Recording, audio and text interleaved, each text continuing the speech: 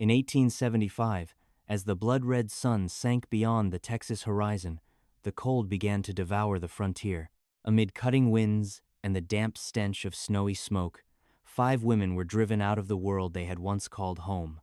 No farewells, no food, no shoes, only death waiting ahead. Eliza Monroe led the way, her bare feet bleeding as they pressed into the ice. Once the wife of a ranch owner, once sheltered by warm walls, she now had nothing left but the will to keep from falling. Behind her came Maggie, her body bruised by the very people who should have protected her. Rose, with flaming red hair but eyes drained of light. Hannah, silently carrying the grief of a lost child. And Sarah, too young to understand why she had been condemned. They were not punished for crimes, but for daring to exist in a society steeped in hypocrisy. Men who preached virtue chose instead to cast them into a snowstorm, telling themselves that nature would do the dirty work for them. None of the 5 women looked back. To turn around would have meant surrender. What lay ahead might be death, but it would be a death they walked toward by choice, not one forced upon them by cruelty masquerading as morality. The road ahead seemed endless.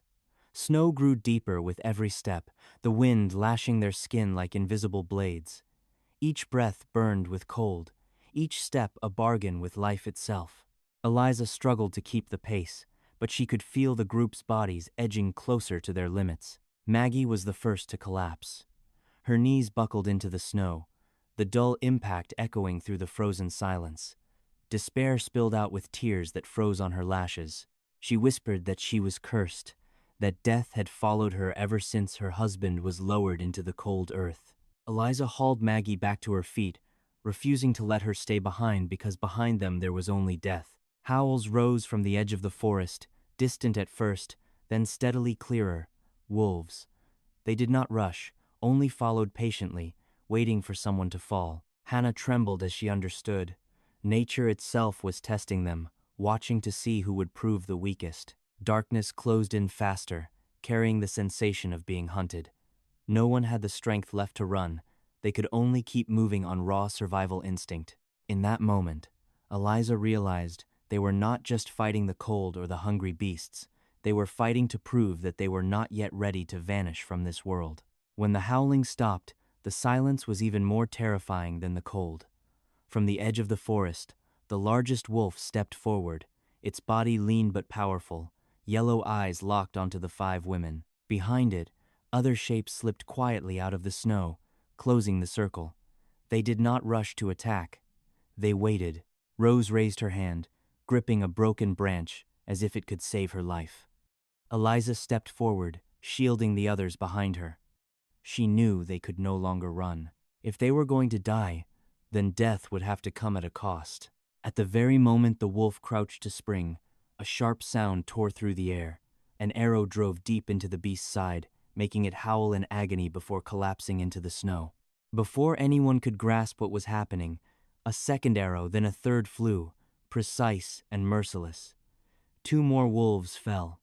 The rest panicked and fled, dissolving into the dark forest. From among the snow-covered trees, human figures emerged tall, wrapped in animal hides, bows still drawn. They did not speak at first. The man at the front stepped forward, his gaze calm yet sharp as a blade.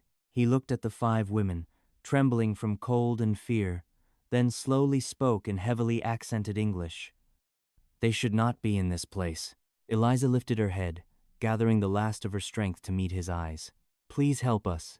We donated scree. The man remained silent for a long time. Then he nodded. Warmth returned slowly, like a forgotten luxury from another life.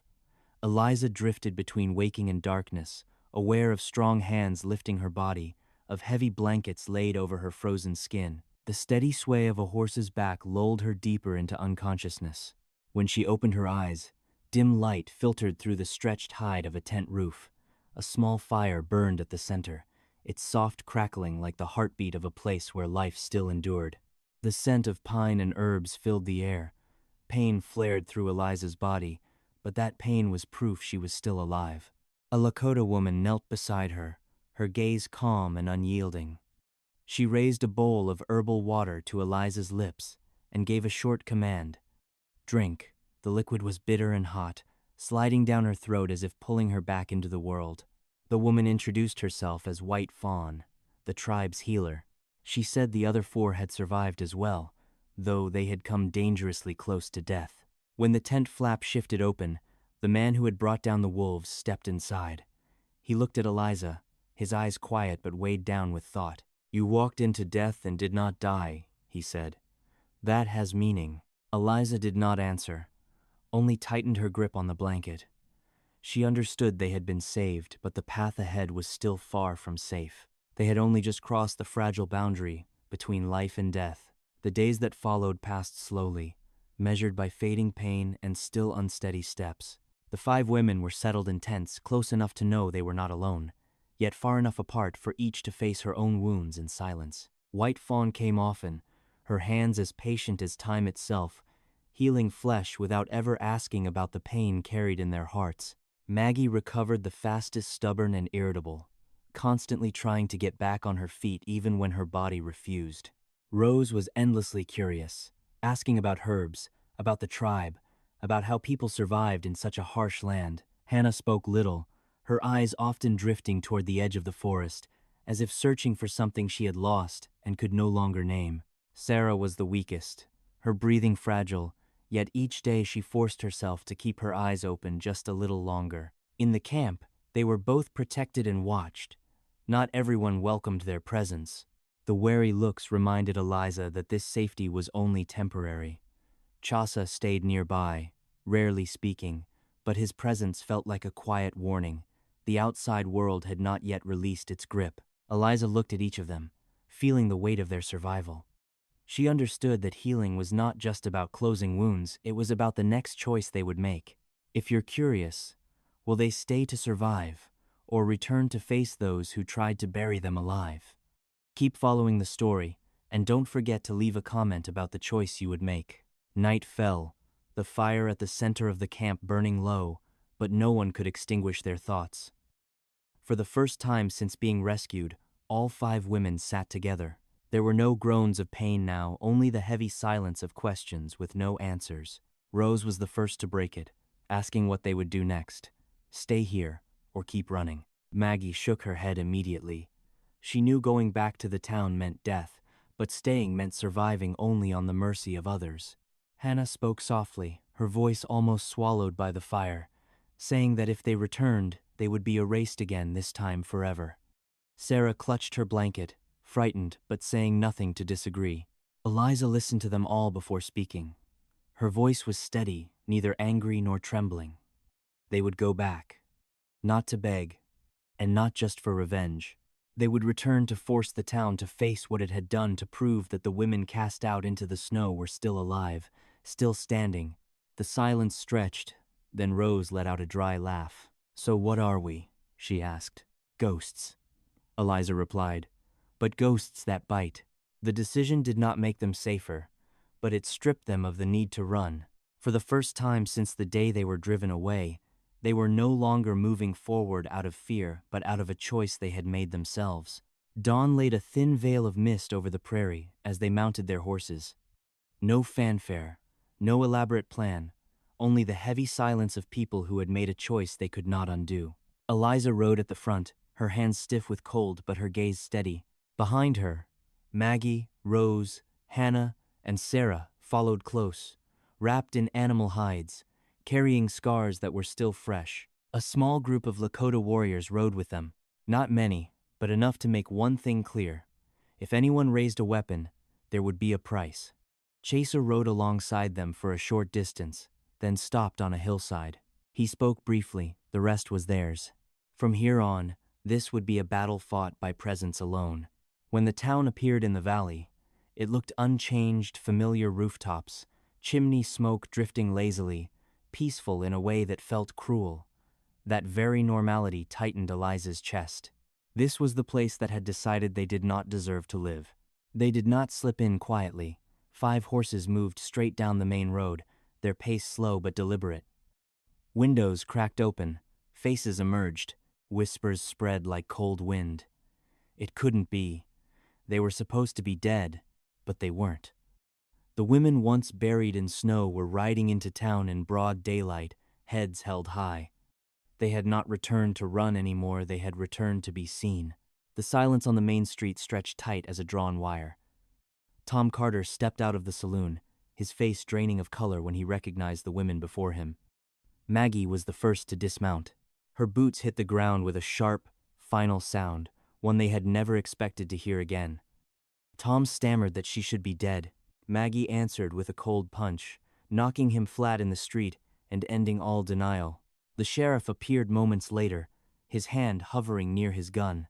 He called their return a mistake, said there was no place for them in this town anymore. Eliza stepped forward, her gaze unflinching. She spoke slowly, letting each word cut through the breathless crowd. It was they who had shut the doors, turned their backs, and convinced themselves that the deaths of 5 women were no one's responsibility. Hannah spotted her son standing on the church steps. She walked toward him, no tears, no proise. She simply said that no one would take her child from her again. No one dared to stop her. When the sheriff drew his gun, an arrow slammed into the ground at the tip of his boot. Chasa stood there, bow already drawn. No further threat was needed. They killed no one. But in that moment, the town understood that its complicit silence had just been dragged into the light. They stood in the center of town for minutes that felt like a lifetime. No gunshots, no more blood spilled. Tom Carter groaned on the ground. The sheriff stood frozen, and the crowd remained mute, forced, for the first time, to face the consequences of its collective cowardice. Eliza looked around, keenly aware of every gaze that slid away from hers.